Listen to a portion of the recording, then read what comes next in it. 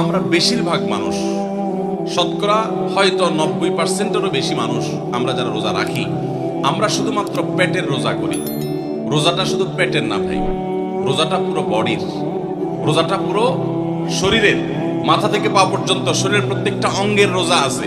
আমরা শুধু পান বা আহার থেকে, যৌনাচার থেকে বিরত থাকাটাকে রোজা মনে করি।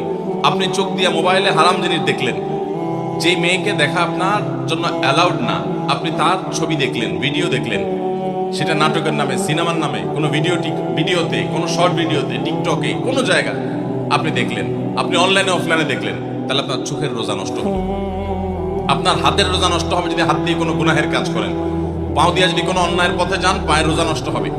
কান দিয়ে যদি আপনি মিউজিক শুনেন, আপনি গান শুনেন মিউজিক সহ, আপনি হারাম কিছু শুনেন, গীবত শিকায়াত শুনেন, তাহলে সেক্ষেত্রে কানের রোজা নষ্ট হবে।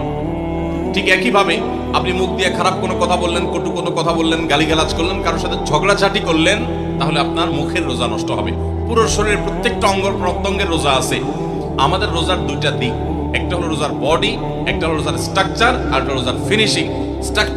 স্ট্রাকচারটা দাঁড়াবে আপনি সবে সাদিক থেকে নিয়ে সাহারি থেকে নিয়ে ইফতারি পর্যন্ত আপনি কিছু পান করলেন না, আহার করলেন না, এবং যৌনাচার থেকে বিরত থাকলেন, বৈধ সেটা থেকেও বিরত থাকলেন, তাহলে আপনার রোজার স্ট্রাকচারটা দাঁড়িয়ে গেল।